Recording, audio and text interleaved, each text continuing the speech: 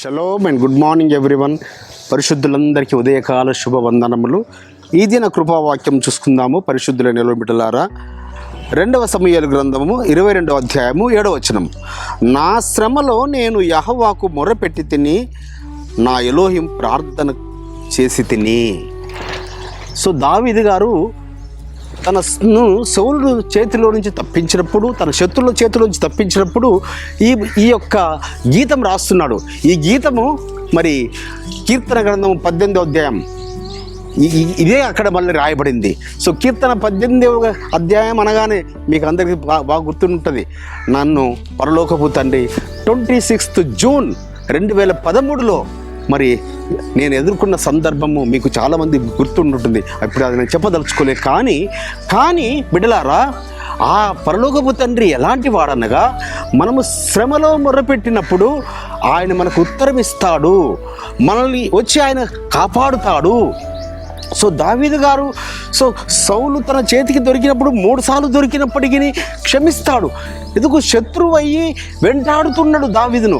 కానీ నేను యెహోవా చేత అభిషేకించిన వాడిని నేను చంపనన్నాడు. కాబట్టి దాన్ని బట్టి దావీదు గారిని ఉన్నతమైన స్థానం ఎక్కించాడు పరలోకపు తండ్రి.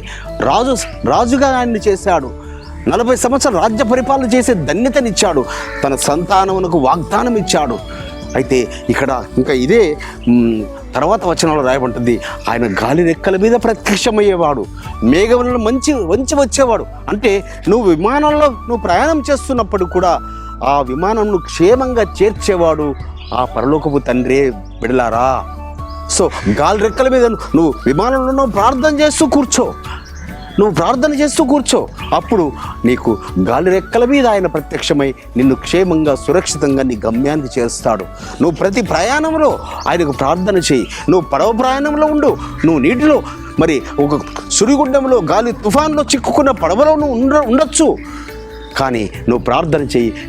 మన శ్రమలో మనం ప్రార్థన చేసినప్పుడు ఆయన మనకు ఉత్తరం ఇచ్చేవాడు, మనల్ని కాపాడువాడు. అలాంటి రక్షకుడైన నజరుడైన యెహోవా మెస్సియా కలిగి ఉన్న ప్రజలు నిజముగా ధన్యులు. అలాంటి ఎలోహిమైన యెహోవాను కలిగి ఉన్న ప్రజలు నిజముగా ధన్యులు. మనము నిజముగా ధన్యులము బిడ్డలారా. కాబట్టి మన శ్రమలో మనం ఆయనకు మొరపెడదాము, ఆయన మనకు జవాబులు ఇస్తాడు. ఆ విధముగా పరమ తండ్రి మనకు మన శ్రమలో ఆయన జవాబు ఇచ్చునుగాక. ప్రార్థన చేసుకుందాం. పరిశుద్ధుడైన తండ్రి, భూమి ఆకాశం కలిగజేసిన సృష్టికర్తమైన నాయన, అలనాడు దావీదు గారు శ్రమలో ఉండి మొరపెడితే ఎలాగైతే ఆయనకు సహాయం చేశారో ఉత్తరం ఇచ్చారో, మేము కూడా శ్రమలో ఉండి మీకు మొరపెట్టినప్పుడు మీరు సహాయం చేయవారని, మీరు జవాబులు ఇచ్చేవారని మీకు స్తోత్రములు చెల్లిస్తూ నజరుడైన యెహోవా మెస్సియా నామమును స్తుతించి ప్రార్థించి వేడుకుంటున్నాం పరమ తండ్రి. ఆమేన్. మన పరలోకపు తండ్రియు, మన రక్షకుడును, మన విమోచకుడును, నజరేయుడైన యెహోవా మెస్సియా వారి దివ్య సముఖము నుంచి మీకు, మీ కుటుంబాలకు, మీ వంశాలకు శాంతి, సమాధానం, కృపయు నిరంతరము నిలిచి ఉండునుగాక. ఆమేన్.